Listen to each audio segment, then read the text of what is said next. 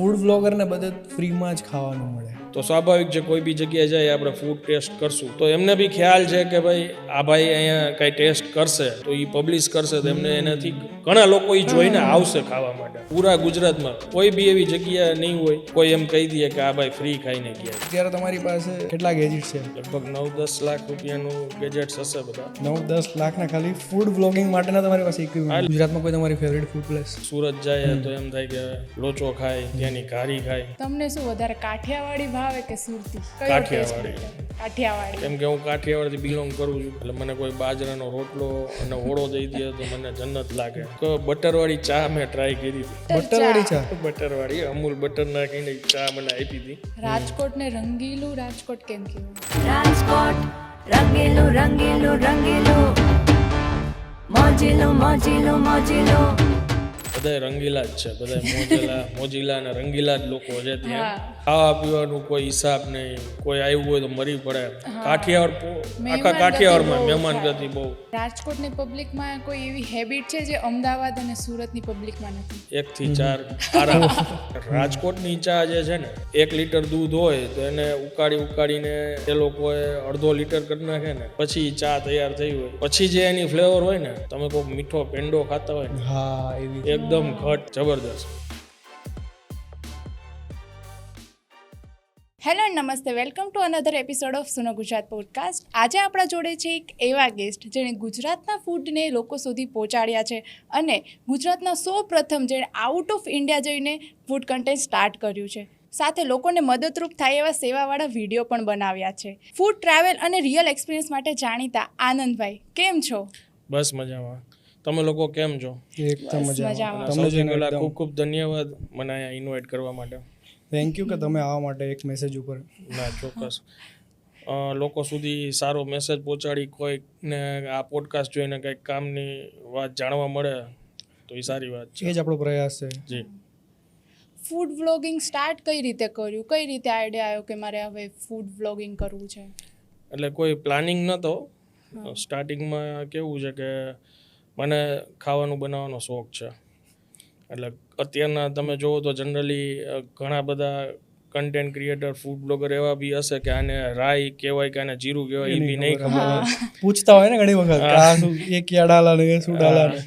એટલે અમારા કોઈ ફ્રેન્ડ સર્કલમાં અથવા મારા વ્લોગ્સ ઘણા એ લોકો જોતા હોય તો એમાં બી જોતા હોય કે હું ઘણીવાર ફ્રી ટાઈમમાં ઘરે કંઈક કૂક કરતો હોય અથવા કંઈ બારે ફ્રેન્ડ્સમાં પાર્ટી કે એવું હોય, ફાર્મ હાઉસે ગયા હોય તો ત્યાં બી મારા માથે જ બોજો હોય કે ભાઈ આમને કંઈક બનાવવાનું છે.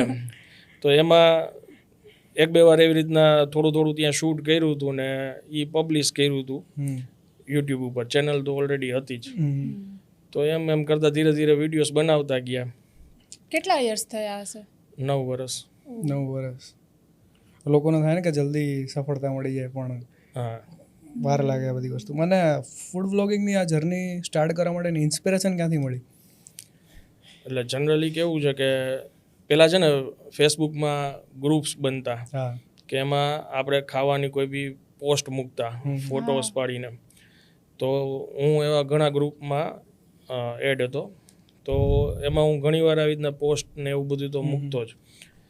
પછી યુટ્યુબનો ને એનો ટ્રેન્ડ આવી ગયો હતો. તો ઘણીવાર રાજકોટમાં અમુક કંઈક વિડીયો શૂટ થયા હોય તો મને એમ થાય કે આના કરતાં તો આ બેટર છે, આમને કેમ નથી બતાવ્યું. તો એક ગાયે તો આપણે કાંઈ ન શીખી ગયા હોય પણ હિંમત કરી કે ભાઈ ચાલો આપણે અહીંયા જઈને વિડીયોઝ બનાવીએ અને ધીરે ધીરે લોકો સુધી પહોંચ્યા. એ જ વસ્તુ છે. કારણ કે લોકોને કેવું છે પબ્લિક ફિયર હોય. કારણ કે પબ્લિકમાં જઈને જ્યારે તમે કંઈ ના હોય ને, અત્યારે તો ચલો ફેમસ હોય એટલે તમને એમ થાય કે ચલો હવે લોકો ઓળખશે. પણ જ્યારે ફેમસ ના હોય ત્યારે પબ્લિકમાં જઈને વિડીયો શૂટ કરો ને બહુ જ કોન્ફિડન્સ હોય એમ. અને ઘણી જગ્યાએ રિજેક્ટ બી થયેલા છે, ના બી ઘણા લોકોએ પાડી છે. પણ એમાં જ શીખવા મળે ને. હા, એનાથી શીખવા મળે. મારો ફર્સ્ટ વિડીયો જે મેં રાજકોટમાં ઘરની બહાર જ્યારે શૂટ કર્યો હતો, એક ગોલાની કાર્ટ હતી ત્યાં મેં શૂટ કર્યો હતો. અને શૂટ કરી લીધા પછી ઘરે આવીને ખબર પડી કે એમાં ઓડિયો તો રેકોર્ડ જ નથી થયો. એક તો એ તમે જે કહો છો ને કે ડરતા આજુબાજુ બધા જોતા હોય એની હિંમત કરીને શૂટ કર્યું હતું. એટલે પહેલું તો એવી રીતના મારો અનુભવ રહ્યો છે બારે. એના શીખવા મળે ને કે આ મિસ્ટેક થાય, આ પ્રોબ્લેમ થાય, એનાથી જ આગળ વધાય. પછી તમે વધારે ધ્યાન રાખો કે ઓડિયો ચેક કરવું. હા, અને ઘણા સ્ટ્રગલ આવતા હોય સ્ટાર્ટિંગ ડેઝમાં, બહુ બધા. જેવા કે મારી પાસે કોઈ એવો સારો ફોન નહોતો, એટલે હું કોઈ બી મારો ફ્રેન્ડ હોય જેની પાસે સારો ફોન હોય, એ ફ્રી હોય ત્યારે હું એને સાથે લઈને જાઉં અને ત્યાં જઈને હું રિક્વેસ્ટ કરું કે ભાઈ મને આ રીતના વિડીયો શૂટ કરવા દો. અને મારો ફોન હતો મોટોરોલાનો, એમાં ઓડિયો રેકોર્ડ થઈ શકતું હતું. એટલે બોયાનું 500-600 રૂપિયાનું વાયરવાળું માઇક આવતું હતું. એ માઇકનું ઓડિયો રેકોર્ડિંગ બીજા ફોનમાં કરતો અને શૂટિંગ મારા ફ્રેન્ડના ફોનમાં કરતો. પછી એ ડેટા લઈ આવી અને ફોનમાં એડિટ કરતો. એ હેંગ થતો, ફોને હેંગ થતો, તો એ ગમે એમ થઈ જતું એડિટિંગ. એડિટ કર્યા પછી વાઈફાઈ નહોતું, તો એ વાઈફાઈ માટે વળી જે ફ્રેન્ડ ફ્રી હોય એના ઘરે વાઈફાઈ હોય ત્યાં જઈને હું વિડીયો અપલોડ કરતો. પણ એ વસ્તુ એની મજા બી અલગ છે. મજા. અને એમાં એવું હતું કેમ કે ત્યારે કઈ આમાંથી પૈસાની કોઈ ઓલી ખબર હતી બી નહીં ના કે પડતી ભાઈ, ત્યારે તો આપણને એટલી એટલે શોખથી કરતા. હા, ત્યારે એવું એટલે એ એક ફેર હતું કે ભાઈ શોખથી કરતા ને મજા આવતી. મજા આવતી. ત્યારે એવું જ હતું, ત્યારે તો ખબર બી ના પડતી આપણને કે મોનિટાઇઝિંગ થાય, હા. પૈસા આવે, ત્યારે મજા માટે કરતા એમ. હા. અને એઝ કમ્પેર ટુ ત્યારની જોવા જાય, ત્યારની લાઈફ તમારી કે તમે બીજાના ફ્રેન્ડના મોબાઈલમાંથી શૂટ કરતા, ફ્રેન્ડના વાઈફાઈ, અને હવે અત્યારે જોવા જાય તો અત્યારે તમારી પાસે કેટલા ગેજેટ્સ છે આમ જોવા જઈએ તો અત્યારે શૂટિંગ ઇક્વિપમેન્ટમાં? લગભગ 9-10 લાખ રૂપિયાનું ગેજેટ્સ હશે બધા. 9-10 લાખના ખાલી ફૂડ વ્લોગિંગ માટેના તમારી પાસે ઇક્વિપમેન્ટ? એટલે એમાં 2 પીસી છે, આ એપલનું મેકબુક છે, પછી કેમેરા છે 2, એક A7C છે, એક નિકોનનો છે જે સૌથી પહેલાં મેં સ્ટાર્ટિંગમાં વસાવેલો હતો, ગોપ્રો છે, 360 છે, 2 ગિમ્બલ છે જે હું ક્યાંય યુઝ હવે નથી કરતો. ફોનના ગિમ્બલ અત્યારે ટ્રેન્ડિંગ છે, બધા શૂટ કરતા હોય, પણ હવે અમે આઈફોનમાં એટલી સ્ટેબિલિટી આવી ગઈ છે કે અમારે ગિમ્બલની જરૂર નથી પડતી. ક્વોલિટી બી બહુ સારી આવે છે આઈફોન. હા, એટલે એટલા બધા ગેજેટ હોય એટલે બહુ બધા. કોઈ રિઝોર્ટનું શૂટ હોય કે કોઈ એવા પ્રોફેશનલ શૂટ હોય તો ત્યારે અમે એ બધા ગેજેટ્સના શૂટ કરતા હોય. ડ્રોન છે. પણ આ બધી વસ્તુ કેવી છે કે તમે ગમે એટલું વસ્તુ વસાઈ લો પણ કન્સિસ્ટન્સી ના આવે ને. તમે ડેઈલી વ્લોગ બનાવો છો, તમે 1200થી વધારે વ્લોગ બનાવેલા છે, તો એ કન્સિસ્ટન્સી લાવો છો ક્યાંથી? કારણ કે એ નથી આવતી એમ લોકો. જનરલી કેવું છે કે એ મેરેજ પછી આવી. એટલે તમારા મેરેજના કેટલા યર્સ થયા હશે? 3 years. 3 years. એટલે કેવું છે કે ચેનલ તો બ્લોગિંગની સ્ટાર્ટ કરી દીધી હતી, પણ વચ્ચે છે ને હું 6 મહિના કે 8 મહિને એક વિડીયો કોઈ બી હું મૂકતો. વચ્ચે 2 વર્ષનો ગેપ હતો. પછી છેલ્લા લાસ્ટ 3 yearsથી કન્ટિન્યુ કરી છે. પણ હેડેક હોય કે બહારનું શૂટ કરતા હોય પ્લસ ઘરનું શૂટ કરવું હોય, તો મારા વાઈફ ઘરે હોય તો એ થોડું ઘણું ઘરનું શૂટ કર્યું હોય, અધરવાઇઝ ખાલી મારું જ શૂટ હોય. પછી એને સવારે ઉઠીને એડિટ કરવું અને એ 4 વાગે અમારો ટાઈમ છે અપલોડ કરવાનો, એ અપલોડ કરીએ. પણ એ જ વસ્તુ છે ને કે ડેઈલી વ્લોગ ઉતારવા, શૂટિંગ કરવું, એડિટિંગ કરવું. તમે તો ફેમિલી પર્સન છો, ફેમિલી સંભાળે. અમારા જેવા યંગસ્ટર હોય એને કંઈ ના હોય ને તો બી કન્સિસ્ટન્સી નહીં આવતી. અમે પણ સ્ટાર્ટ કર્યું હતું વ્લોગિંગ, પણ એ રહેતું જ નથી, થતું જ નથી અમારાથી. બહુ જાળવી રાખવું પડે. મારે મેં કીધું ને વચ્ચે મારે છૂટી ગયું હતું, પણ જ્યારે એક પૈસા કમાવાનો જુનૂન જાગે ને ત્યારે બધું કરી દે. ઘણા લોકો છે ને તમારા વિડીયો જોઈને એ જગ્યાએ એ પ્લેસ ઉપર ફૂડ ટેસ્ટ કરવા જાય, તો કોઈ દી તમે ત્યાં ગયા હોય તો કોઈ એવું કીધું કે તમારે એ શોપ ઓનરે કે તમારા લીધે અમારે ગ્રો થયો છે બિઝનેસમાં? એ તો અવારનવાર કહેતા હોય. અવારનવાર લોટ્સ ઓફ ઘણા બધા એવા લોકો છે કે જેને રિસન્ટલી તમને કહું, મેં હમણાં એક રીલ મૂકી છે, લગભગ જે આપણા રેગ્યુલર વિડીયોઝ જોતા હશે ને એમને ખ્યાલ જ હશે, ઇડલીની એક રીલ મૂકી હતી રાજકોટમાં. એ સ્કૂટર ઉપર એમનું સેટઅપ હતું. હવે એ ઓલરેડી મેં 6 મહિના પહેલાં એમનું ટેસ્ટ કર્યું હતું. પછી મેં 2 મહિના પછી ટેસ્ટ કર્યા, એના 2 મહિના પછી હું ત્યાંથી નીકળ્યો તો મેં ટાઈમ લઈને એમની એક રીલ શૂટ કરતી હતી. એ અપલોડ મેં 4 મહિના પછી કરી. એટલે 6 મહિનાનો સમયગાળો વયો ગયો હતો. એ દરમિયાન બીજા કોઈ ક્યાંય ત્યાં શૂટ નહોતું કરેલું. પણ જ્યારે હું શૂટ કરતો હતો ને એ ભાઈ એટલા ડરતા હતા મને કે કોર્પોરેશનવાળા આવશે કે મને અહીંયા કાંઈ તકલીફ નહીં થાય ને, કેમ કે હું રોડ સાઈડ આવી રીતના બિઝનેસ કરું. એટલે મેં કીધું જો કોઈ આવે જે લીગલી થતી હોય એ પરથી તમને આપે તો એ તમે દઈ દેજો, અથવા તો અધરવાઇઝ તમારું તો સ્કૂટર ઉપર જ સેટઅપ છે, તમે અહીંથી હટાવી લેજો. પણ મેં કીધું આ કોઈ જોશે તો તમને અહીંયા આવશે તો તમને કંઈક ફાયદો થશે. ડેફિનેટલી. તો થોડા સમય પહેલાં જ આપણે પબ્લિશ કર્યું તો એને બહુ સારો રિસ્પોન્સ મળ્યો. તો હમણાં મને મળ્યા હતા તે ભાઈ કહેતા હતા એ રિસ્પોન્સ મળ્યા પછી એમને મને વાત કરી એમની ઘરની ફેમિલીની કે એમની ઉપર એમને જે ઘરમાં રહે છે એના 2 હપ્તા છે ને બાઉન્સ થઈ ગયા હતા. એમના સિસ્ટર પાસેથી પૈસા લીધા હતા. બીજે કંઈક 50,000 રૂપિયાની લોન હતી. ઝોમેટો અને સ્વિગીમાં વીકલી એમાં પેમેન્ટ આવતો. ઝોમેટો સ્વિગીમાં એમને 200-250 રૂપિયાનો બિઝનેસ આવતો હતો વીકલી. એની બદલે એ બધું દેણું પૂરું થઈ ગયું છે. વીકલી અત્યારે એમને બંને સ્વિગી અને ઝોમેટો ઉપર 2,000 પ્લસ એમને બિઝનેસ મળે છે. હવે આ જે આશીર્વાદ છે ને એ અવારનવાર ઘણા બધા વેન્ડર્સ એવા છે કે એમના મને મળેલા છે. એને લીધે આપણે અહીંયા છીએ. બરોબર છે. અને એ જ મેઇન છે ને. યસ. લોકોનું સારું કરવું, કારણ કે ખરાબ કરવાવાળા અત્યારે બહુ બધા પડ્યા છે. હા. અને એ કે બ્લેસિંગ લેવી ને એમાં બી આવા લોકોની એ બહુ મોટી વસ્તુ છે. ગુજરાતમાં કોઈ તમારી ફેવરેટ ફૂડ પ્લેસ? ઘણી બધી છે. ઘણા બધા સિટીમાં માનો કે સુરત જાય તો એમ થાય કે લોચો ખાય, ત્યાંની ઘારી ખાય. પછી રાજકોટમાં તો લોટ્સ ઓફ જગ્યા છે. અમદાવાદમાં બી એવું છે, દાળવડા છે અંબિકાના.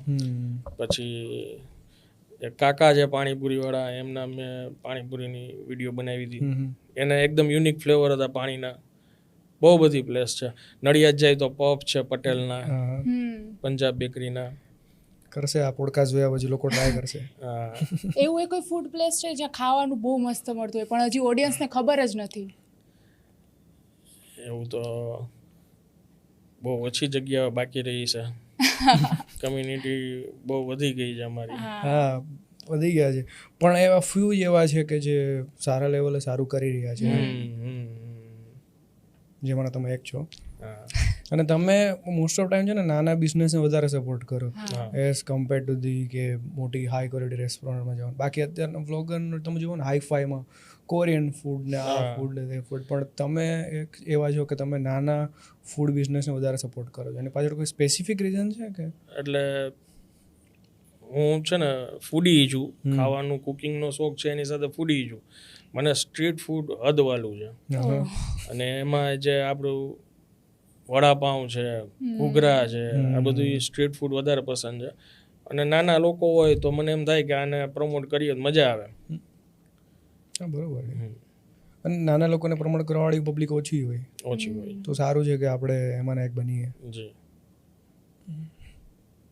અને બીજી એક વસ્તુ એમાં ખાસ છે કે તમે જે લોકો સ્ટ્રીટ ફૂડ રાખતા હોય ત્યાં જાઓ ને તો મેજોરિટી વધારે પડતું છે ને ત્યાં એનું ફિક્સ હોય કે ભાઈ હું આજે અહીંયા 50 ઇડલી લઈને આવ્યો છું, 50 ઘૂઘરા લઈને આવ્યો છું. એ એટલું જ માપથી એને બનાવ્યું હશે, એની આગળ કાંઈ સ્ટોરેજ કે વાસી કે કાંઈ જ નહીં હોય.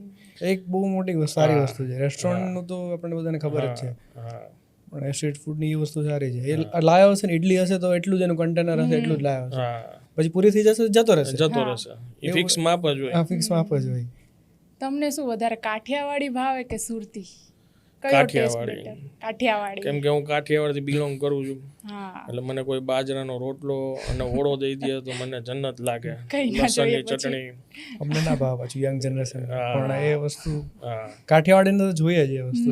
હા, અત્યારે સુરતીનો ક્રેઝ ને ટ્રેન્ડ છે કે દરેક સિટીમાં અત્યારે સુરતી ઢોસા છે કે બધું સુરતી ઘણું બધું મળે છે. સુરતી અમારે અહીંયા મોસ્ટ ઓફ સ્ટોર છે ને રેસ્ટોરન્ટ બધા સુરતી ઢોસા, સુરતી આ, સુરતી ગોટાળો તો પબ્લિકે ગાંડું કર્યું છે. સુરતી ગોટાળો. અને કોઈ ગુજરાતનું એક ફૂડ છે કે જે દુનિયામાં તમારે વાયરલ કરવું છે? ઘૂઘરા. મારા પર્સનલ ફેવરિટ મારા છે. અહીંયા અમારે હવે બધા થઈ ગયા છે, ઘણા બધા રાજકોટમાં વધારે છે. અહીંયા ઓછા હતા પણ હવે રાજકોટના ઘૂઘરા નામે જ છે. અહીંયા અમારે છે ને એટલા નામ જ રાખી દે રાજકોટના ઘૂઘરા. પછી જ રીતના રાજકોટના ગોલા, ઈ અહીંયા તમને ઘણી જગ્યાએ જોવા મળશે. રાજકોટની ચા અહીંયા અમદાવાદમાં કપિલના ઘૂઘરા બહુ સારા મળે છે.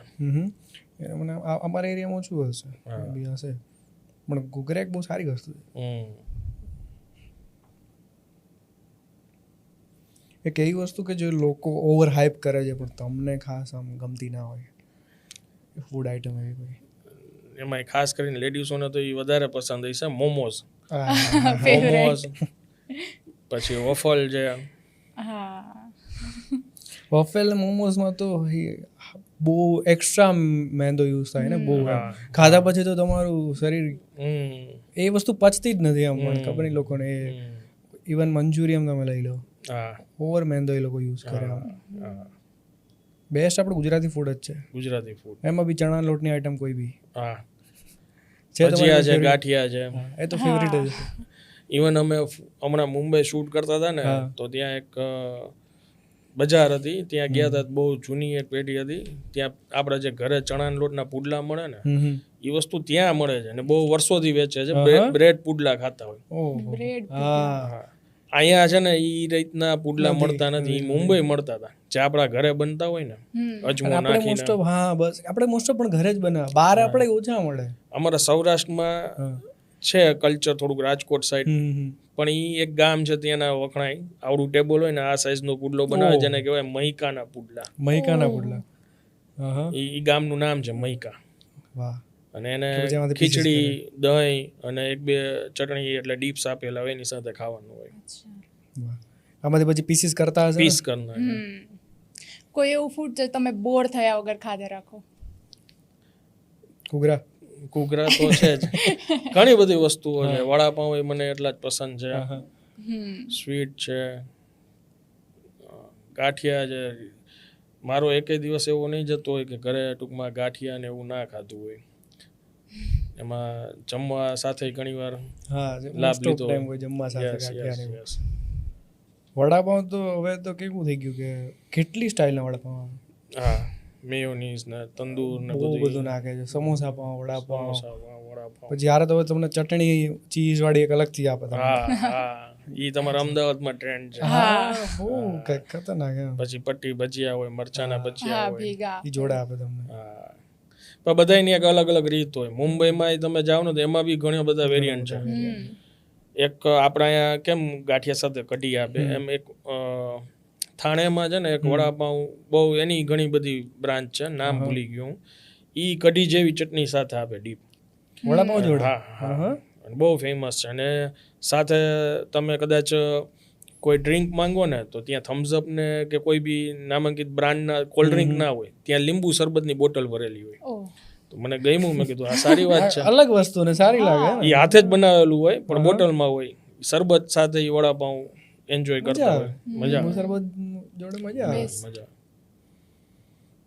અને અત્યારનામાં કેવું છે કે ચીઝનો ઉપયોગ બહુ ખતરનાક રીતે કરે છે બહુ જાજો. હે ને સુરતમાં લગભગ મેજોરિટી સુરતના અમારા ઘણા સાથી છે કે ભાઈ કન્ટેન્ટ ક્રિએટર છે, અમે લોકો ઘણી વાર વાતચીત કરતા હોય કે સુરતમાં ઘણું બધું એવું છે કે જનરલી એમાં ચીઝનો ઉપયોગ તો થયો જ હોય.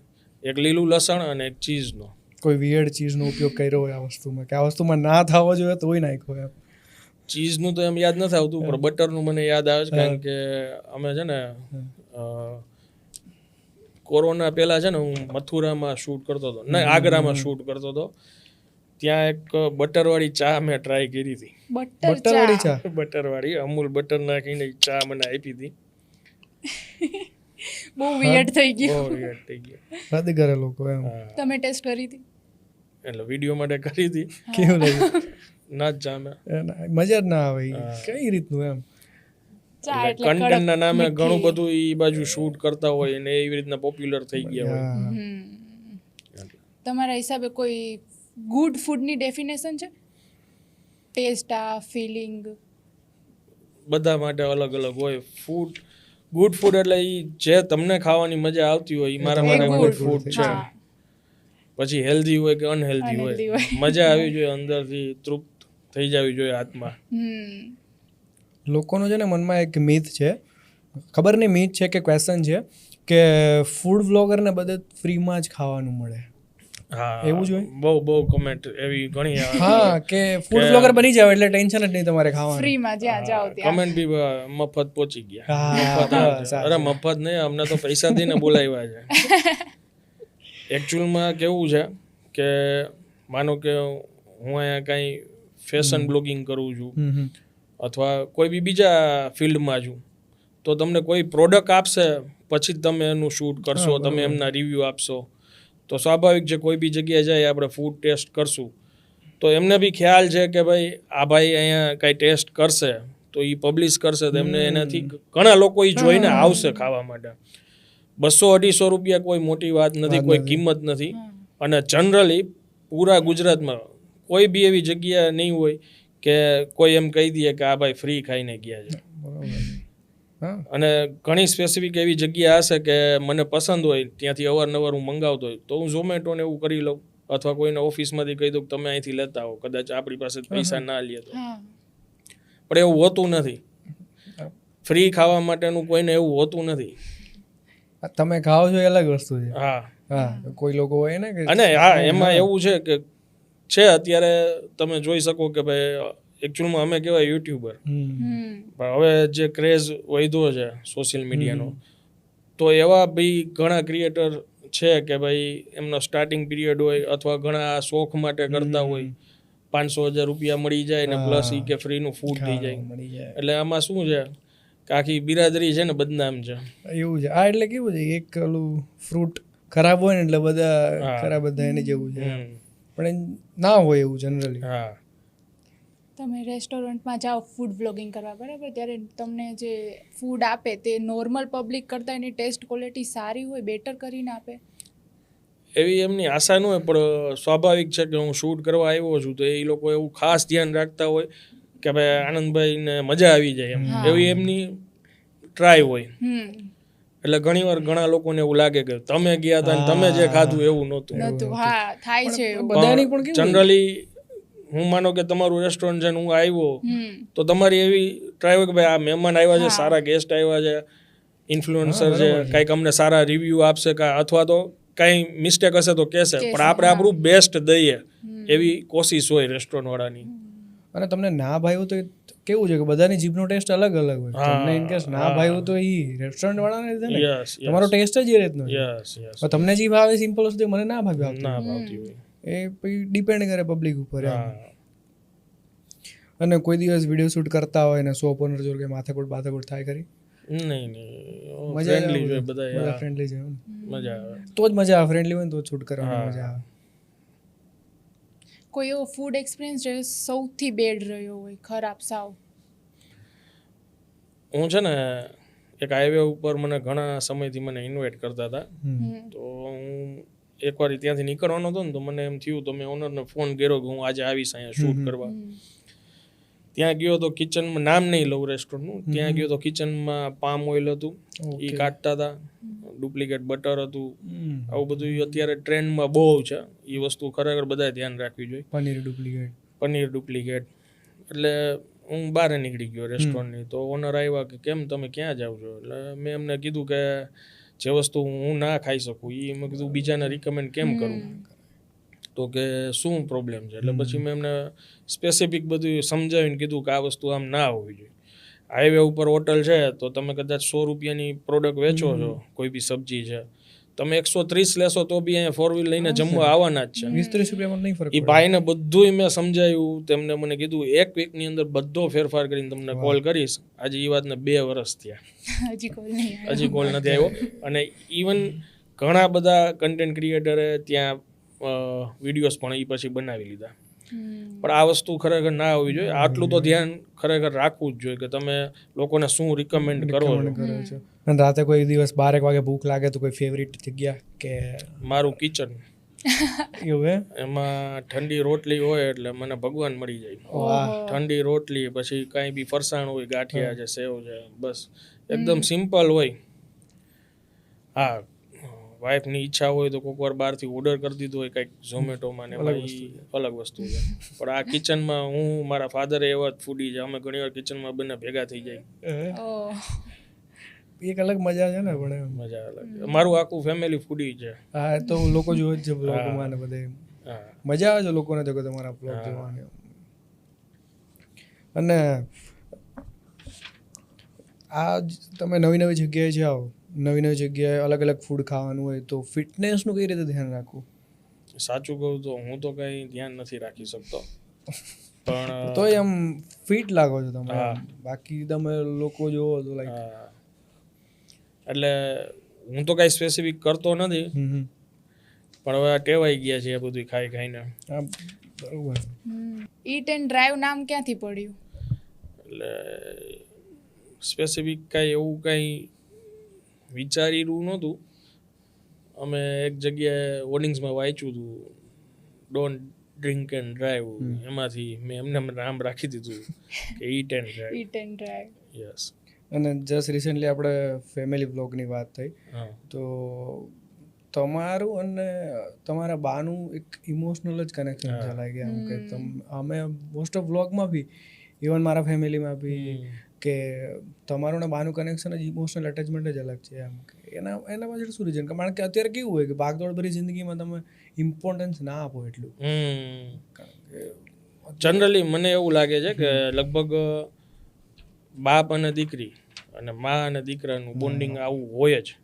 પણ જેમ તમે કહો છો કે અત્યારે સમય ફરી ગયો છે એટલે બધાને આ વસ્તુ અલગથી એમ લાગે છે કે આ બહુ સારી વસ્તુ છે, પણ બોન્ડિંગ જે છે મા દીકરાનો પ્રેમ છે એ જ છે. દેખાય આવે છે બધાને. હા એ જ છે. બા કેમેરા સામે એકદમ નેચરલ જ છે. નેચરલ છે. અને આમે એક્ટિંગ થાય બી નહીં, નેચરલમાં જ મજા આવે. હા બહુ મજા આવે. હા. બાએ કેટલો સપોર્ટ કર્યો તમારી જર્નીમાં? એમને ખૂબ જ સપોર્ટ કર્યો છે. ખીચામાં કદાચ 500 રૂપિયા ન હોય તો હું એમની પાસે એમ કહું કે કાંઈ બા પૈસા, તો એ હાલે બેટા કાંઈ વાંધો નહીં. પછી જ્યારે અમે શૂટ કરતા ત્યારે કોઈ એમ સમજતું નહીં કે આ ભાઈ શું કરે છે, કારણ કે એ સમય એવો હતો કે હવે યુટ્યુબમાં વિડીયો બનાવીને મૂકવો છે ને એ બહુ મોટી વાત હતી. લોકો હસતા, વાતો કરતા, પણ મધર ફાધરનો ફેમિલીનો સપોર્ટ પહેલેથી હતો કે કોઈ વાંધો નહીં. ઇવન ત્યારે હજી બા રસોઈ કરી શકતા હતા, એટલે એમની ઘણી બધી એવી રેસિપીસ છે જે અમે મૂકી છે જેમાં લાખો વ્યૂઝ આવેલા છે. બા અમારા જે પાળેલી સેવનું શાક કે લાઈવ સેવનું શાક એ ટુ ગુડ બનાવે, એના જેવું કોઈ ના બનાવી શકે.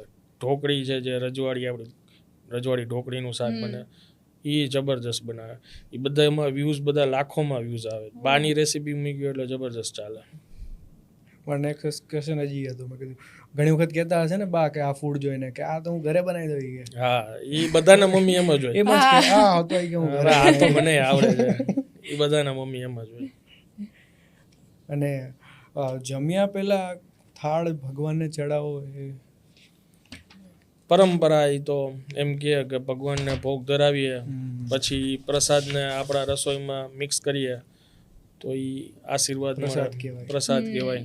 એ કલ્ચર જાળવી રાખો ને બહુ અઘરી વસ્તુ છે. હા અમારા બા છે એટલે ઈ બધું થાય છે.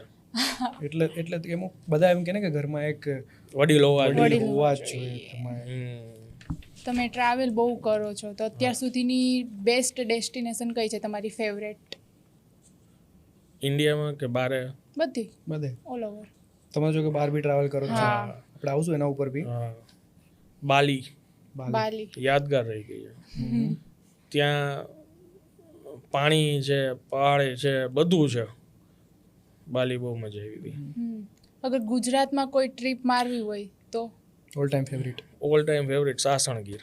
અને કોઈ દિવસ આપણે ટ્રાવેલ કરતા હોય ને તો કોઈ વસ્તુ એવી તમારી જોડે થઈ જાય બહુ ઇરિટેટિંગ કે હવે તો બસ આ ટ્રાવેલ પૂરું થાય તો સારું યાર? એવું તો ઘણી વાર થતું જ હોય, કેમ કે અમારે શૂટ હોય ને એ વધીને 1 કલાકનું હોય, એનાથી જાજો રન મારે ટ્રાવેલિંગમાં આવવા જવામાં જતો રહેતો હોય, એટલે રિટર્નમાં તો એમ થાય જલ્દી ઘર આવે.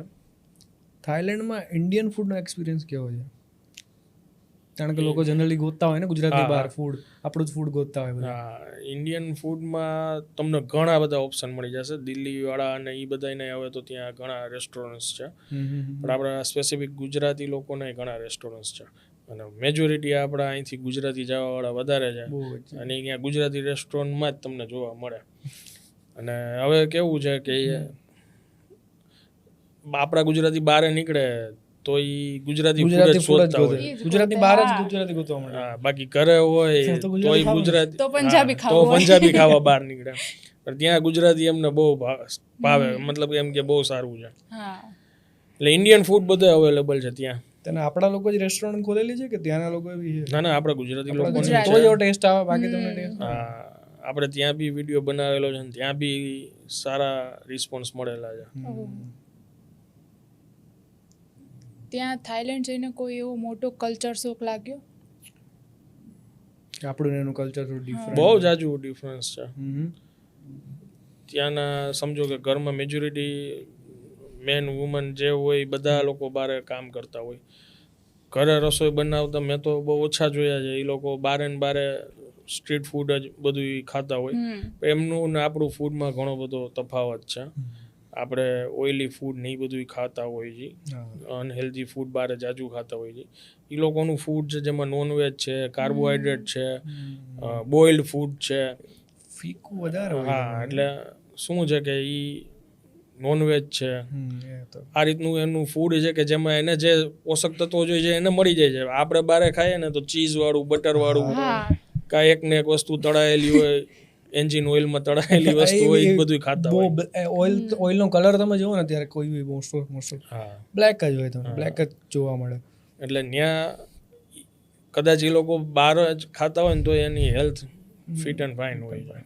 એ લોકો ક્લીન ફૂડ ખાઈ લોકો Clean બહુ, food અને ખાય. કોઈ સ્વાદ ના હોય, સ્વાદ ના હોય, સ્વાદ જ ના હોય આમ. ગુજરાતી લોકોને ટેસ્ટ જોઈએ. ટેસ્ટ ને આ ચટાકેદાર. લોકો એવું કહે ને કે ઓલા ગુજરાતી લોકો મીઠા હોય, હા, પણ મીઠા નહીં હોતા, તીખા હોય. તીખા તીખા હોય છે, તીખા હોય છે. આપણે લોકોને કેવું જીભે આમ ચટાકો આવો છે. હા, એમાં છે ને હા. તમારે સુરત, અમદાવાદમાં ગુજરાતી ફૂડ મળે, પણ અહીંયા છે ને તમને થોડોક ટેસ્ટ રાજસ્થાની મળશે. ઓકે. બાજુમાં બોર્ડર રહી ને, અહીંયા જે રસોઈ કરતા ને વધારે પડતા કુક્સ છે ને રાજસ્થાની હશે. રાજસ્થાન. એટલે બહારથી જે લોકો આવે ને એને એમ છે કે ગુજરાતમાં આ બે સિટી છે, મીઠું જ ફૂડ મળે છે. એમને પાછું સૌરાષ્ટ્ર બાજુ તો ખ્યાલ જ ન હોય કે ત્યાં ફૂલ તીખું ખાવાવાળા લોકો બી રહે છે. આપણામાં ચટપટી મતલબ કે ખાટી મીઠી દાળ હોય, હા, સુગર વાળી હોય આપણે. પણ તમે લીમડી પછીના કોઈ બી ધાબામાં કાઠિયાવાડી રેસ્ટોરન્ટમાં જમવા બેસો એટલે લાલ ચટાકેદાર સબ્જી બધી હશે. અને જસ્ટ રિસેન્ટલી આપણે બાલીની વાત કરી, તો ઓવરએપ છે કે પૈસા વસૂલ છે? પૈસા વસૂલ છે. પૈસા વસૂલ છે. બાલી પૈસા વસૂલ છે. અને ત્યાં ઇન્ડિયન ફૂડ મળી જાય કે મિસ થાય આમ? મિસ તો થાય જ, હે ને? કેમ કે મને સવારે ચા નાસ્તો કરવા જોઈએ તો હું આપણે રેડી ટુ ઈટ આપણે જે ઓલી ચા આવે છે ને વાઘ બકરી, એ હું સાથે લઈને ગયો હતો. અને વેજીટેરિયન અને નોનવેજ બંને ફૂડના ઓપ્શન ત્યાં અવેલેબલ હોય, પણ મેજોરિટી છે ને રોજ અમે એક સરખું જ ફૂડ ખાધું છે, ઇન્ડિયન ફૂડ. કંટાળી જવાતું છે? હા, કંટાળી જવાય. પણ ચાલે. પણ એ લોકો એટલું એરેન્જ કરી દે ને એ બહુ મોટી વાત છે. હા, એ અને છે. ત્યાંની કમ્યુનિટી સૌથી વધારે હિન્દુ લોકો છે એ લોકો, અને એકદમ પોલાઇટ લોકો છે. અને વેજ ફૂડ વધારે મળે કે નોન વેજ ઇન કેસ બાલીમાં? કે નોનવેજ ત્યાં બધે વધારે નોનવેજ? નોનવેજ કલ્ચર જ એ રીતનું છે ને ત્યાં. એટલે આપણા માટે તો સ્પેસિફિક એટલું એરેન્જ કરી દે, દાલ રાઈસ ને સબ્જી ને. ઇન્ડિયન રેસ્ટોરન્ટ છે ત્યાં, પણ તમે ટૂરમાં મેજોરિટી ગયા હોય ને તો એ લોકો એરેન્જ કરી દીધું હોય બધું. ઇન કેસ એનું બી ફરજ બને ને. હા, એઝ અ ફૂડ વ્લોગર તમને બાલીમાં સૌથી વધારે શું ભાવ્યું, મસ્ત શું લાગ્યું? ઇન્ડિયન ફૂડ જ ત્યાં રોજ પ્રોવાઈડ કરતા હતા, એટલે એમાં કાંઈ ઓપ્શન જ નહોતું. રોજ એક સરખું જ જમવાનું હતું. એક ટાઈપની જ સબ્જી હોય, પનીર મટરવાળી, અને દાલ રાઈસ ને બધું સેમ જ હોય. ફૂડના ઓપ્શન નહીં, પણ ફરવાના સ્થળ ત્યાં ઘણા બધા હતા. ફરવાની મજા આવે એવી જગ્યા છે. રોજ તમને કંઈક નવું એક્ટિવિટી કરવા મળે. તમે કઈ કઈ એક્ટિવિટી કરી બાલીમાં કે તમને આમ મજા આવી ગઈ હોય? અમે એક ઓલું બાઇક રાઈડ કર્યું હતું, 4 વ્હીલ વાળું આવે ને, શું કહેવાય? કાર્ટિંગ, ગો કાર્ટિંગ સમથિંગ, પ્રોપર નામ તો નહીં ખબર, પણ હા એ વાળું ને. ટૂંકમાં ડેઝર્ટમાં કે બધી desert જગ્યાએ ચાલી જાય. એ અમે એક રૂટ એ લોકોએ ડિસાઈડ કરેલો હોય, એ રૂટમાં અમે એ બાઇક ચલાવવા ગયા હતા. પછી પબમાં ગયા છીએ ત્યાંના. પછી એક બાલી સ્વિંગ કહે છે કે ઓલું તમને ચૂલો નાખે છે. હા, બહુ મોટો. પછી અમે યસ જબરદસ્ત. પછી એક ડર ના લાગે? ના, નીચે એ લોકોએ છે ને સેફટી માટે નેટ રાખેલી હોય કે કદાચ એ ત્યાંથી નહીં કોઈ પડી જાય ને તો એ નેટ ઉપર જ આવે. આમાં ઘણા લોકોને હોય રાઇટ સીન બધું બીક લાગે. હા, પણ ત્યાંની વાઇબ જબરદસ્ત. પછી ત્યાં એક કોફી માટેનું એક ગાર્ડન હતું, ત્યાં લઈ ગયા હતા. કે એક પ્રાણી છે, નામ એનું યાદ નથી, ટૂંકમાં આપણે કેટ જેવું એક. ઓકે. એમના ટોયલેટમાંથી સૌથી દુનિયાની મોંઘી કોફી બને છે. એ કેવી રીતે બને છે એ બધું તમે ત્યાં જોયું, એક્સપિરિયન્સ લીધો. અલગ વસ્તુ છે આમ. હા, ત્યાં તમને ટેસ્ટ કરાવે અલગ અલગ કોફી ને બધું. ની જગ્યા ખાલી તમે જાઓ તોય તમને એમ થાય કે આપણે દાર્જિલિંગમાં આવી ગયા. પીસ જેવું લાગતું હશે ને. બહુ બહુ. બાલીમાં એ જ છે, પબ્લિક ઓછી હોય ને એટલે તમને એકદમ શાંત લાગે. પછી જગ્યા જેવી એમ. તમે મોન્સૂનમાં ગયા હોય લોકો. હા, અમે મોન્સૂનમાં હે ને. ત્યાંનું વેધર જો કે એ રીતનું છે, કયા વરસાદ આવે નક્કી ના હોય. તો જ મજા આવે. હા. તમે દુબઈ પણ ગયેલા છો. હા. દુબઈમાં ઇન્ડિયન ફૂડ કઈ જગ્યાએ સારું મળે? હવે તો બહુ ઘણા બધા ઓપ્શન છે, પણ હું રાજકોટનું છું એટલે મને એક જગ્યા પસંદ છે, રાજકોટ કેફે કરીને છે. ત્યાં લેડી સંભાળે છે. ત્યાં રાજકોટની ચટણી જે મારે જોતી હોય તો બી મળી જાય. ગ્રીન ચટણી જે ફેમસ છે રાજકોટની. હા, ગ્રીન ચટણી મળી જાય, ભાખરી, થેપલા બધું જ મળી જાય. હવે શું થઈ ગયું છે કે ગુજરાતીઓ છે ને બધે થઈ ગયા છે. બધે થઈ ગયા છે એટલે રાખવું બી પડે એવું થાય. હું થાઈલેન્ડમાં ગયો ને ત્યારે પટાયામાં બેંકોક હતો, પછી હું પટાયામાં શિફ્ટ થયો. તો ત્યાં એક રેસ્ટોરન્ટ હતી, બાવરચી રેસ્ટોરન્ટ નામ હતું. હવે એ લોકો શિફ્ટ થઈ ગયા છે. હવે બેંકોકમાં આવી ગયા ને, બેંકોકમાં જલારામ નામથી એમનું રેસ્ટોરન્ટ છે, બહુ ફેમસ ને બહુ ચાલે છે. તો હું ફર્સ્ટ ટાઈમ અમે સવારના ઉઠીને ત્યાં એમને મળવા ગયા. ઓલરેડી અમારે વાત થઈ ગઈ હતી, આવો આવો બેસો. એ કે માવો ચોડતા આવ્યા. ત્યાં માવો ચાનો ગાણ હોય કે કેટલો મૂક્યો છે હમણાં ચા પીવડાવવાનો. થાઈલેન્ડમાં હોય તમે. રાજકોટની ફીલ આવી ભાઈને મળીને.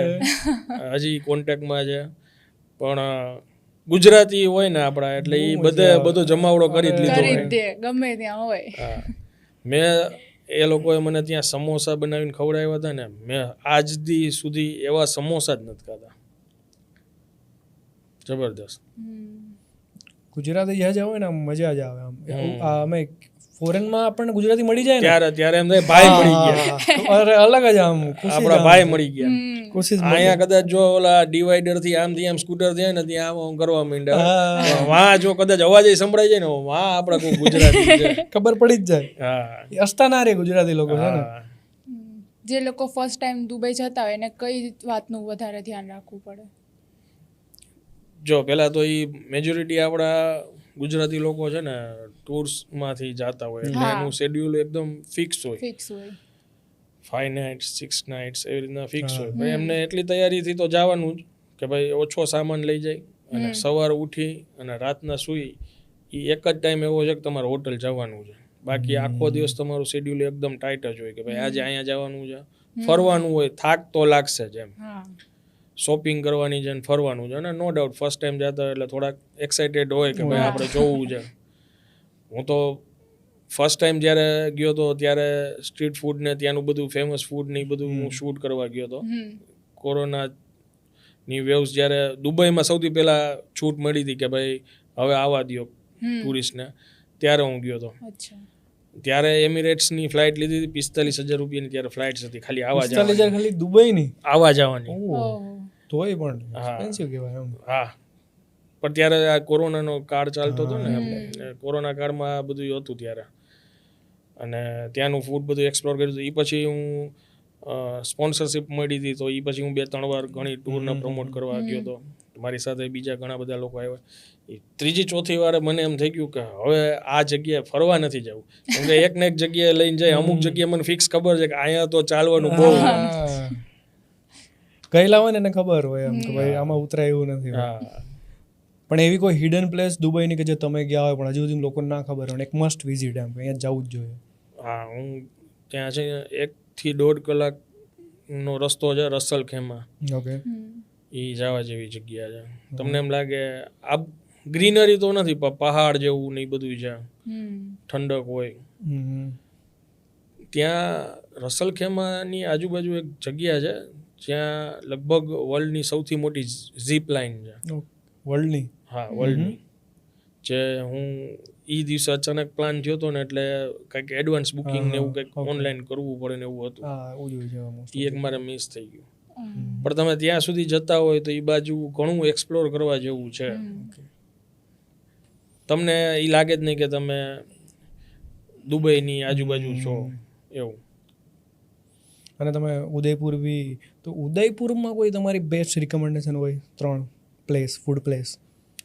એક સાંઈબાબા પરોઠાવાળા છે, એમને લારીથી સ્ટાર્ટ કર્યું હતું, અત્યારે તો દુકાન ઉપર છે.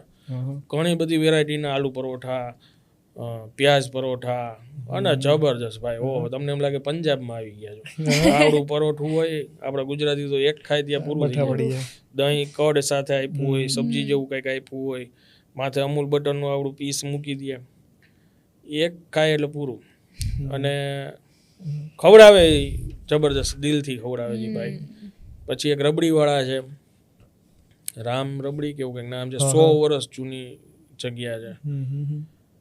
એ સવારના 4-5 વાગે એ લોકો દૂધ ઉબાડતા હોય, એ ઉબાડીને ટૂંકમાં ઉકાળીને એકદમ છે ને એની ઓલી ઘટ મલાઈ થઈ ગઈ, રબડી થઈ ગઈ. એ એક ટ્રાય કરવા જેવું છે. પછી લાલાની કચોરી છે, કચોરી બહુ ત્યાંની ફેમસ છે. અને ઉદયપુરની વાત આવે ને એટલે દાલ બાટી આવે, તો કોઈ દાલ બાટીની ફેમસ જગ્યા? દાલ બાટીવાળા ઘણા બધા બહુ છે, છે. હા. અને એમાં એક ક્રિષ્ના દાલ બાટી છે, મને એટલે પસંદ છે, ઘણા લોકોને કદાચ નહીં પસંદ આવે. એસી વાળી જગ્યા છે, ફેમિલી સાથે જાઓ તો મજા આવે. અને પ્રોપર રીતે એ લોકો જમાડે છે. પેલા તો પાતરમાં એ લોકો આપે છે, થાળીમાં ને પાતરમાં. અને બાટી હોય, સલાડ હોય, ગટ્ટાની સબ્જી હોય, દાલ હોય, રાઈઝ હોય, રાઈસ તમે છેલ્લે ખાઈ શકો છો, ચૂરમું હોય, ફૂલ પેકેજ હોય. અને એ પહેલાં તો છે ને એ ફૂડ કેવી રીતે ખાવું ને એ આપણને સમજ હોવી જોઈએ. ઘણા લોકોને ન મજા આવે ને એનું કારણ એ હોય કે 2 પ્રકારની એની ચટણી હોય તો બાટીનો એ લોકો ચૂરો કરી દે ગ્લવ્સ પહેરીને, એમાં ઘી નાખે, એ ચટણી એમાં નાખવાની, ગટ્ટાની સબ્જી એમાં નાખવાની, ડુંગળી નાખવાની, માથે લીંબુ નીચોળી, અને પછી જો તમે એનો ટેસ્ટ કરો ને તો તમને પસંદ આવે. એવું છે ને કે ખાવું અને ખાવાની સમજ હોય, બે અલગ વસ્તુ છે. ઘણાને ખાતા ન આવડતું હોય એના લીધે એમ થાય કે અરે યાર આમાં શું છે. હવે એ ખાલી બાટીને જરાક દાળમાં બોરીને એ લોકો એ રીતના ખાધી હોય, એની ફ્લેવર ના આવે. અમુક રેસ્ટોરન્ટ, અમુક ઢાબાની ખાસિયત હોય કે આવી રીતે તમે ખાઓ ને એની મજા જ અલગ છે. હા, એ લોકો આવીને હું જોઉં, આપણા એક તો બધા વધારે પડતા ગુજરાતી લોકો ત્યાં ખાવા આવે, એ એમ કહે ખરી આવીને કે તમે આ નાખો, આ રીતના સરખું મિક્સ કરો અને પછી ખાઓ, એ લોકો કહેતાય હોય. આપણે બેક ટુ રાજકોટ આવીએ. રાજકોટને રંગીલું રાજકોટ કેમ કહેવાય? બધાય રંગીલા જ છે, બધાય મોજીલા અને રંગીલા જ લોકો છે ત્યાં. અને ખાવા પીવાનું કોઈ હિસાબ નહીં, કોઈ આવ્યું હોય તો મરી પડે. કાઠિયાવાડ, આખા કાઠિયાવાડમાં મહેમાન ગતિ બહુ, આવકારો બહુ સારું છે. રાજકોટની પબ્લિકમાં કોઈ એવી હેબિટ છે જે અમદાવાદ અને સુરતની પબ્લિકમાં નથી? એ તો લગભગ હવે મેજોરિટી બધાને ખ્યાલ હશે, 1 થી 4 આરામ.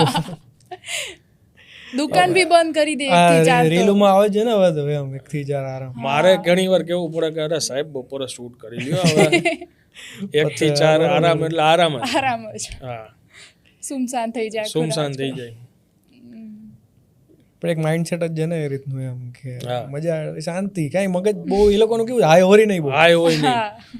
અમે રાજકોટિયન કોઈ હોય ને તો અમદાવાદ ને સુરતમાં જાય ને એટલે ગોટે ચડી જાય ટ્રાફિકમાં, ને ત્યાં એટલો ટ્રાફિક ઓવર. અમદાવાદમાં ને સુરતમાં તો વાત ના પૂછો. એમાં વરાછામાં વયા ગયા પૂરું નીકળી રહ્યા. એના માટે અલગથી છે ને ટ્રેનિંગ લેવી પડે વ્હીકલ ચલાવવા માટે. તમે શૂટિંગ કરવા ગયા તમારે બીજે દિવસે શૂટિંગ કરવું પડે, એક દિવસ તમારો ટ્રાફિકમાં જતો રહે. એમાં પાછા બધા એવું કહે ને કે કોઈ સુરતમાં તમે ડ્રાઇવિંગ શીખી ગયા ને, એટલે તમારે ક્યાંય અટકો નહીં. તમે રાજકોટમાં બધું કલ્ચર છે ને એકદમ નિરાત વાળું છે, ખાઈ પીને મોજ. કોઈ એવો પર્ટિક્યુલર એરિયા કોઈ કે જ્યાં સન્ડેના રાતના બહુ ભીડ હોય રાજકોટમાં? અરે દરેક જગ્યાએ સન્ડે, સેટરડે સન્ડેના કોઈ એક જેની નવી લારી સ્ટાર્ટઅપ કર્યું હશે ને એ ફ્રી ના હોય. અને કેટલી વાળી ચામાં શું એવું છે નશો કે જે રેસ્ટોરન્ટની ચામાં નથી? જો હું કેટલી વાળી ચા એટલે હું સ્પેસિફિક કહું કે રાજકોટની ચા જે છે ને એ કેવું છે કે 1 લીટર દૂધ હોય તો એને ઉકાળીને એ લોકોએ અડધો લીટર કરી નાખે ને પછી ચા તૈયાર થઈ હોય. એ વ્યક્તિએ એટલી મહેનત લીધી હોય કે એ આવી ગરમી હોય ને છતાં એ ત્યાં સગડા પાસે અડધી કલાક સુધી એને ઉકાળતા હોય. પછી જે એની ફ્લેવર હોય ને, તમે કોઈક મીઠો પેંડો ખાતા હોય ને, હા એવી એકદમ ઘટ જબરદસ્ત. આટલો ફેર છે એમાં, એની મહેનત જબરદસ્ત છે. ઘણી જગ્યાએ મેં ચા જોઈ છે, એમાં બારે ખાસ કરીને ગુજરાત બારે જાય એટલે આમ 2 ઉફાણા લઈ અને આપી દીધી. અને પાણી જેવી લાગે પાણી જેવી લાગે ને. રાજકોટ વાળાનો તો સાવ મેળ નો આવે. નશો છે એક નસમાં અત્યારે રાજકોટની ચા છે. ચા. હા અને પછી તમે ગમે એટલી ઘરે ઉકાળો ને પણ એવી ચા તો તમારે ના જ બનાવી. એ ઓલા લોકો આમ બનાવતા હોય ને ઈ એક સાથે 15 લીટર 20 લીટર દૂધની ગણાય તો ઉકાળતા હોય.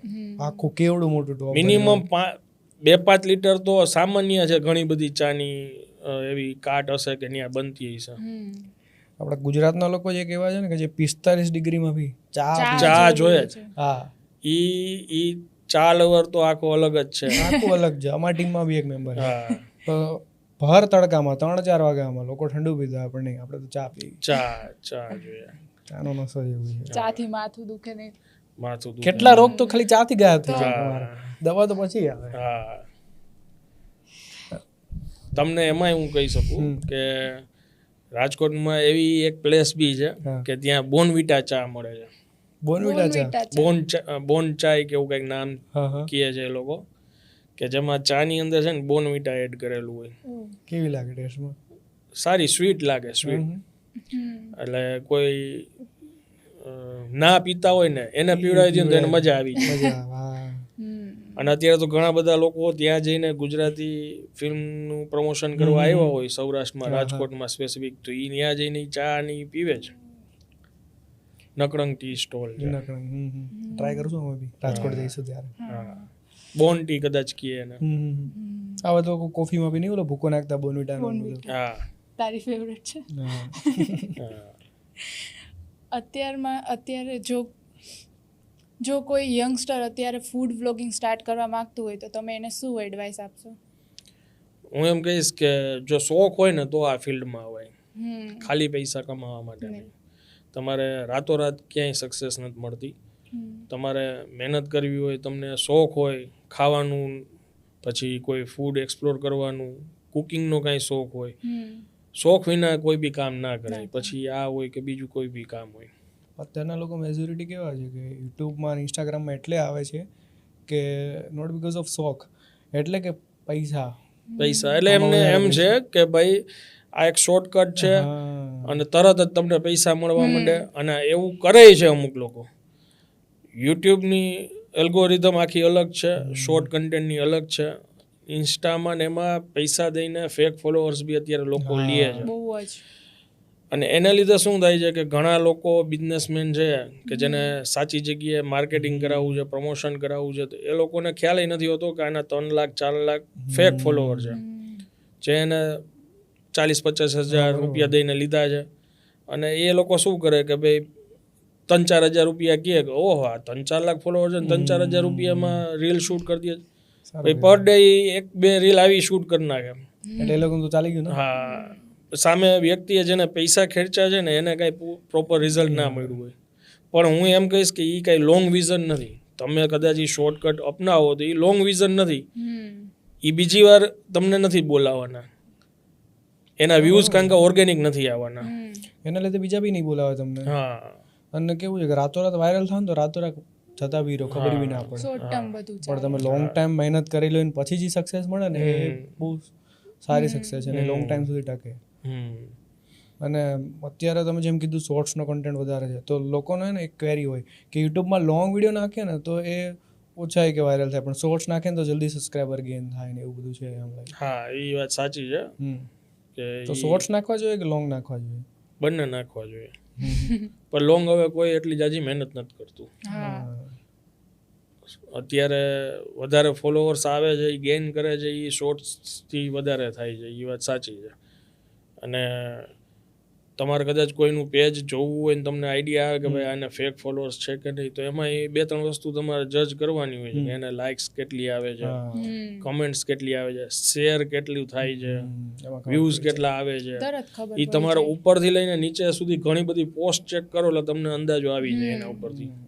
એમાં ઘણા ફેક વાળા છે ને, જોજો તમે કોમેન્ટ એવું બધું ઓફ રાખી દેશે, હા લાઈક તમને દેખાશે નહીં, હા ચાય કરીને એમ. હા બાકી ઇનકેસ તમારે ઓર્ગેનિક છે તો બંધ કરવાની જરૂર શું છે, તમારે હમ. પબ્લિકને બતાવી શકો ને. હા અને કેવું છે તમારે ફોલોવર ઉપરથી નહીં, પણ તમને બીજો માણસ ઓળખશે ને. આજે હું તમને ઓળખું છું ને, હમ. એ જ એક ઓર્ગેનિક વસ્તુ છે. હા. તમારા ફેક ફોલોવર હશે તો હું ઓળખતો જ નહીં હોય તમને. હા આજે તમે નહીં જોવા જાવ તો ગુજરાતના મોસ્ટ ઓફ લોકો તમને ઓળખે. હમ. બિકોઝ અત્યારે ફૂડ બ્લોગરમાં તમારું નામ છે ટોપમાં એમ. અત્યારે ગુજરાત લેવલે જોવા જઈએ ને તો એમ. અને તમે જે કહેવા છો કે જે દેશ વિદેશમાં હા જઈ આવ્યા છો, તો બસ આપણે એન્ડ તરફ જઈ રહ્યા છીએ. તમારે કોઈ વસ્તુ હોય છે તમારે અમારા લોકોને શેર કરી, અમારા ઓડિયન્સને. રાજકોટની આવીને ચા ટ્રાય કરવી જોઈએ. ગાંઠિયા વણેલા ઘણી બધી જગ્યા સારી જગ્યા છે કે તમારે ચોકરના ગાંઠિયા છે, ટી સ્ટ્રીટ કેફે છે એના ગાંઠિયા છે, મતલબ કે વણેલા ગાંઠિયા ખાસ ટ્રાય કરવા જોઈએ. પછી રસિકભાઈનો ચેવડો, ચટણી, વેફર, પેંડા છે, ચૈસિયારામના પેંડા છે, રાજકોટના ગોલા છે, આઝાદીન, રામોશ્યામ, ઈ ગોલા તમને બીજા ના મળે. એનું બહુ નામ છે રામોશ્યામ, ઘણા વર્ષોથી છે. મેં જ્યારે શરૂઆત કરી તો જે મેં કીધું ને ફર્સ્ટ વિડીયો જ્યારે મેં શૂટ કર્યું હતું એ રામોશ્યામ હતું, કેનાલ રોડ ઉપર છે, ત્યાંનું મેં એ શૂટ કર્યું હતું. હું જ્યારે નાનો હતો ને ત્યારે હું મારા બા જોડે ત્યાં ગોલો ખાવા જતો. ઉપર લાઇબ્રેરી હતી, હું નીચે ગોલો ખાતો, બા ઉપર બુક્સ લેવા ગયા હોય. એટલે એટલા બધા વર્ષથી છે. અને મહેનત દેખાય છે. હા. તો તમે આ જર્નીમાં આવ્યા food vlogging and lifestyle vlogging, એ પહેલાં તમે શું કરતા હતા? મારે સાઉન્ડ સિસ્ટમ, જે પ્રોફેશનલ સાઉન્ડ સિસ્ટમ હોય ને એ રેન્ટ ઉપર દેવાનું કામકાજ હતું. ઓકે. અને નાની નાની ઇવેન્ટ્સ ને એવું બી કરતા હતા. એટલે અમારો એ જે સ્પેસિફિક બિઝનેસ હતો ને એમાં હું એઝ અ છે ને ઇન્વેસ્ટર તરીકે હતો. પણ હું જાતો ઇવેન્ટમાં ને બધે ત્યાં જાતા. અમે ઘણા બધા સારા સારા શોઝ કર્યા છે. અને એમાંય ખાસ કરીને ત્યારે છે ને બ્રાન્ડેડ સિસ્ટમનો જમાનો નહોતો, એ ટ્રેન્ડ શરૂ થયો હતો. ત્યારે અમે સૌથી પહેલાં એવી રીતના JBL બ્રાન્ડના સ્પીકર્સ અમે લઈ આવ્યા હતા પ્રોફેશનલ લેવલે. જ્યાં મોટી મોટી ઇવેન્ટ્સની થતી હોય ને એમાં અત્યારે કરોડો રૂપિયાની છે, ત્યારે લાખો રૂપિયાની સિસ્ટમ આવતી તો બી બહુ મોટી વાત હતી. એક હદ સુધી એસેમ્બલિંગનો જમાનો ટ્રેન્ડ ત્યાં સુધી બહુ હતો, પણ અમે એ કલ્ચર ક્રેક કર્યું. પણ એમાં એક ઇસ્યુ એવો હતો કે મેજોરિટી ઇવેન્ટ્સ રાતના હોય, અને જ્યારે સૌથી લેટ છે ને કામ પતતું હોય ને તો એ સાઉન્ડવાળાનું છે. અને એ બધા કામ પતે પછી ગોડાઉન ને બધો માલ રખાવી અને ઘરે જાય ત્યાં સવારના 4 થી 5 વાગતા. એટલે 2014માં છે ને મને બ્રેઇન સ્ટ્રોક આવ્યો. હું કુંભલગઢ છે ને ફરવા ગયો હતો, અને આ લગભગ આપણો બીજો જન્મ છે એવું છે.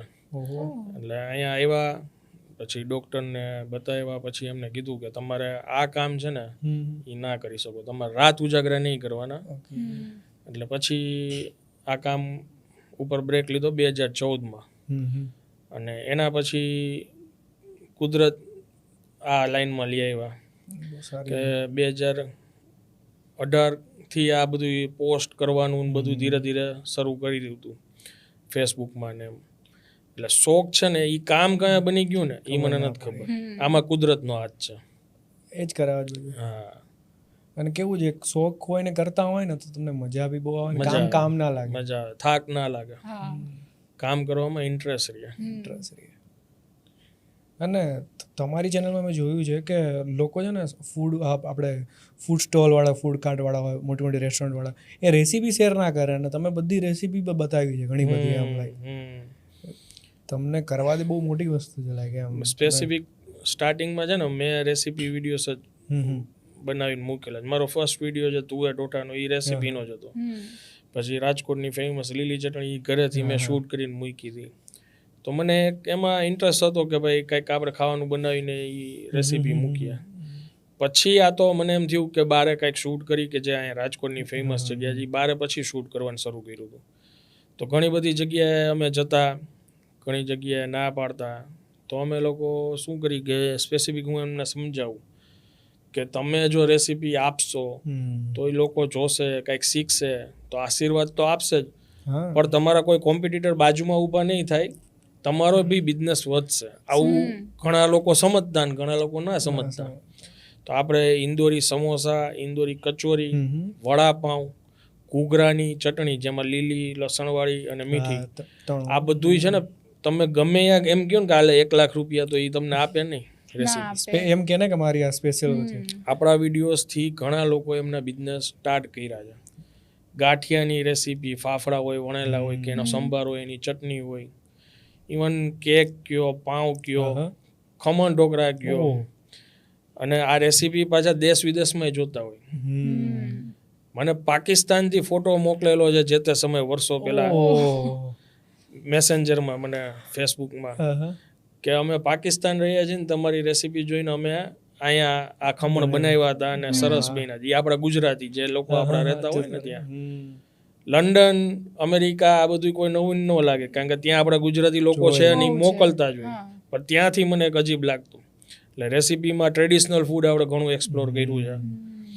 ખાસ કરીને ડુંગળીનું શાક છે, ડુંગળી મોનથાળનું શાક છે, જામનગરની સાઈડનો એક ખૂટો છે, તે ખૂટોની રેસીપી આપણે સૌથી પહેલાં મૂકી. પછી ટ્રેડિશનલ ઢોહાના લાડુ આપણે વર્ષો પહેલાં બનતા. એ ઢોહાના લાડુ કેમ બને, છાણ ઉપર એને આવી રીતના રાખીને એ શેકવાના હોય, બહુ લેન્ધી પ્રોસેસ હોય, આખો દિવસ હોય છે આ શૂટ કરવામાં. દાળ ખાખરા છે જે અમદાવાદમાં અત્યારે ઘણી જગ્યાએ એ શરૂ થઈ ગયા છે. દાળ ખાખરા તમે અમદાવાદમાં સર્ચ કરશો તો ઘણી બધી જગ્યાએ ત્યાં દાળ ખાખરા મળે. ઓલું જોયું ટ્રેડિશનલ દાળ પકવાન, ખાખરા પહેલી વાર ખાખરા અલગ છે. આની રેસીપી ફર્સ્ટ ટાઈમ અમે મૂકી હતી. એક ભાવનગરના બ્લોગર છે, એમની આ ભાવનગર સાઈડ આ કલ્ચર છે, વાડી પ્રોગ્રામ. ઓકે, હા. તો એ રેસીપી અમે મૂકી ને ત્યાં સુધી કોઈ યુટ્યુબ કે ઇન્સ્ટા ઉપર તમને દાળ ખાખરા સર્ચ કરો ને તો ના મળે. એ પછી અઢળક રેસીપી વિડીયોઝ બન્યા દાળ ખાખરાના. એટલી બધી રેસીપી મૂકી છે તો આઈ થિંક આપણે કદાચ જ કોઈ મૂકી હશે કે ભાઈ માનો કે જેની જેમાં માસ્ટરી હોય ને એ જ આપણે એની રેસીપી મૂકી હોય. પણ એ સારું છે ને કે રેસીપી મૂકી, બહુ લોકોને હેલ્પ થાય ને. બહુ ઘણા લોકો એમાંથી બિઝનેસ સ્ટાર્ટ કર્યા છે. કારણ કે નોર્મલ માણસ હોય, ઇન કેસ મારે અગર ફૂડ બિઝનેસ સ્ટાર્ટ કરવું છે, ગાંઠિયાનો સ્ટોલ, તો મને નથી ખબર, પણ હું એક ટાઈમે શીખી શકું જોઈને. 100%. અને પ્યોર તમને ટેસ્ટ મળે, પ્યોર. બાકી ગાંઠિયા બનાવવાળા 1000 લોકો હોય, પણ પરફેક્ટ માપ સાથે. અને તમે સેવાવાળા વિડીયો પણ બહુ બનાવતા, અને હવે થોડા ઓછા થઈ ગયા છે, તેનું કોઈ રીઝન? અમે છે ને એટલે અમે કોઈ પબ્લિસિટી માટે કાંઈ એવી રીતના વિડીયોઝ નહોતા બનાવતા. એક દાદા હતા 80 વર્ષના, સ્પેસિફિક ત્યાં એક જગ્યાએ હું ઊભો હતો ને ત્યાં બાજુમાં જ બેઠા હતા. હું ત્યાં એ જગ્યાએ ગયો હતો તો મેં જોયું કે એમનો હાથ એકદમ આવી રીતના મૂવમેન્ટ કરે છે અને પાઉં બનાવીને કંઈક ખવડાવે છે. એટલે મેં દાદાને પૂછ્યું, મેં કીધું દાદા કેટલા રૂપિયાનું પાઉં વેચો? તો કે 15 રૂપિયા. કેટલા પાઉં રોજના વેચો? તો કે 10. તો મેં બધાય વેચાઈ જાય? 10 નંગ ખાલી. આસમાની ધંધો છે બેટા, એ કે વેચાય તો વેચાય, ન કર વધે. તો મેં વધે એનું શું કરો? તો કે ગાયને ખવડાવી દો, વાસી કોઈને થોડું ખવડાવાય. આટલી ઈમાનદારી એમના શબ્દ મેં સાંભળ્યા તો મને એમ થયું કે હું આમનો વિડીયો બનાવું. તો મેં એની આજુબાજુ બધા તપાસ કરી તો ખબર પડી કે એમને મહાત્માના નામથી લોકો ઓળખે છે આજુબાજુવાળા. નાનેથી અનાથ હતા, ત્યાં પાછળ એક અનાથ આશ્રમ હતું, 21 વર્ષ સુધી ત્યાં રહ્યા. પછી બહાર નીકળ્યા, સવારે વોચમેનની ડ્યુટી નિભાવતા, અને પછી ઉંમર થઈ ગઈ એટલે એ ડ્યુટી પૂરી કરી નાખી. અને એક થેલો સામે ઓરડી હતી, ત્યાંથી થેલો લઈને આવે અને એક દુકાનની બારે છે ને વર્ષોથી પાઉં છે ને ભરેલું એ બનાવીને વેચતા હતા. તો મને એમ થયું કે આ દાદાને કંઈક મદદરૂપ થાય, તો મેં એક વિડીયો બનાવ્યો. કોરોના પહેલાંની વાત છે, સમથિંગ 6-7 વર્ષ થઈ ગયા. તો મને એમ થયું કે આ દાદાને હું સાથે લઈ જાઉં અને જ્યાં સ્લમ એરિયા હોય ને ત્યાં એ બાળકોને એમના હાથે જ ખવડાવું, એટલે બંને જગ્યાએથી સેવા થઈ જાય. એ વિડીયો એટલો વાયરલ થયો તો નેક્સ્ટ ડે સીધું પબ્લિશ કર્યું ને ત્યારે એ સમયે મને ખ્યાલ આવી ગયો હતો કે ફંડ રેસ આમાં ઇમોશનલી કેવી રીતે થાય. બીજે જ દિવસે મને લંડનથી પહેલો ફોન આવ્યો કે દાદાની ઓરડીનું ભાડું હતું 700 રૂપિયા સમથિંગ કાંઈક અને કંઈક એપ્રોક્સલી કંઈક 7,000 કે 7,500 રૂપિયા એમને 12 મહિનાના કંઈક દેવા હતા. તો કે તમારું QR આપો. મેં કીધું બેન મારે નથી જોતા, હું દાદાનું એકાઉન્ટ છે ને એ હું તમને એમની પાસે જ લઈને તમને કહીશ. દાદા પાસે બેંક તરફથી જે એજેડ હોય ને એકલા રહેતા હોય તો કંઈક ગવર્મેન્ટ કંઈક 500-600 રૂપિયા ત્યારે કંઈક એના એકાઉન્ટમાં આપતા એવું કંઈક હતું. એટલે એ મને ખ્યાલ હતી કે એમની પાસે એકાઉન્ટ છે. તો એ પાસબુકનો એકાઉન્ટનો ફોટો પાડીને મને જે એપ્રોચ કરે ને, મેં વિડીયોમાં તો એવું કીધું જ નથી કે એમની બેંક ડિટેલ્સ છે. મારો જે એપ્રોચ કરે ને એને હું એ મોકલતો. એમ કરીને 1 વીકની અંદર એ દાદાના એકાઉન્ટમાં 3 થી 3.5 લાખ રૂપિયા આવી ગયા. અને વધારે પડતા આપણા ગુજરાતી બહારથી દેવાવાળા. અને જે લોકોને મેં કીધું હતું કે તમે કદાચ રાજકોટમાં અડધી ચા કે ફાકી ને આવું બધું જે વ્યસન કરતા હોય ને, એ 25-30 રૂપિયા એની કિંમત તો થઈ જાય. તો મેં ખાલી તમે અહીંયા 15-20 રૂપિયાનું પાઉં ખાવ ને તો દાદાને ઘણી હેલ્પ થઈ જાય. તો એટલા બધા લોકો ત્યાં ગયા હતા. એ ફંડ એમને જે મળ્યું છે, આશીર્વાદ મળ્યા છે, એ અલગ. અને આ જે ઓનલાઈન પેમેન્ટ આવ્યું એ અલગ. અને એક બેન તો દર મહિને 7,000 થી 8,000 રૂપિયા અમેરિકાથી એમને ટ્રાન્સફર કરતા અને મને સ્ક્રીનશોટ મોકલતા કે મેં આ મહિને નાખ્યા છે. 1 વર્ષ પછી મેં એ બેનને કીધું કે હવે દાદાને જરૂર નથી, એમને સારું છે. એ ફર્સ્ટ વિડીયો હતો અને એટલી પોઝિટિવ કમેન્ટ આવે, તમને ભગવાન બનાવી દે. પણ ત્યારે મને લોકોનો એક દ્રષ્ટિકોણ સમજાણું કે આ જો હું વિડીયો બનાવીશ ને કન્ટિન્યુ તો લોકોનો એપ્રોચ સારો રહેશે. ફંડ રેસ આવી રીતના થતું હોય આમાં તો હેલ્પ થાય. પણ 2-3 વિડીયો બનાવ્યો ને તો મને લોકો કોન્ટેક્ટ બહુ કરવા માંડ્યા હતા. અમારે આ જરૂર છે, અમારે આ જરૂર છે. આ તો મેં દાદાની તપાસ કરી હતી. બાકી હું રોજ કાંઈ એટલો તો ફ્રી ના હોય કે આપણને કોણ કેવું છે, કેવી રીતના હોય. તો એવા 2-3 વિડીયો બનાવ્યા ને પછી મને એમ થયું કે આમાં આનો ખોટો ઉપયોગ બી થઈ શકે. એટલે એ ધીરે ધીરે એ ટાઈપના વિડીયોઝ બનાવવાનું બંધ કરી દીધું. બાકી બનાવવાવાળા તો આમાંથી ઘણા પૈસા બનાવે છે, ઇમોશનલ અત્યાચાર કરીને. લોકોને સમજાય ત્યારે સમજાય. અને અત્યારે બહુ એવું છે કે આ વિડીયો ઉપર 15K લાઈક આપી દો તો હું દાદાને સ્કૂટી ગિફ્ટ કરી, હું દાદાને આ કરીશ ને, એવું તો બહુ છે. એટલે એનું ઇન્સ્ટાગ્રામનું વધારી લે. એ સમયે છે ને, અત્યારે તો બહુ સારું નામ છે એ ભાઈનું. એ સમયે એ દાદાનો આવીને વિડીયો એમને બનાવ્યો હતો. પછી કોઈ મને મોકલો કે તારી જેમ જ સેમ આમને વિડીયો બનાવ્યો છે. પેટીએમનો ત્યારે જમાનો શરૂ થયો હતો. તો એ ભાઈએ એમાં એ પેટીએમ નંબર એમાં ઓલું સ્કેનર ને બધું રાખેલું હતું. તો ફેસબુકમાં લોકો ઇમોશનલ થઈને 200 રૂપિયા 500 રૂપિયા બધું ફંડ એમાં નાખતા હતા.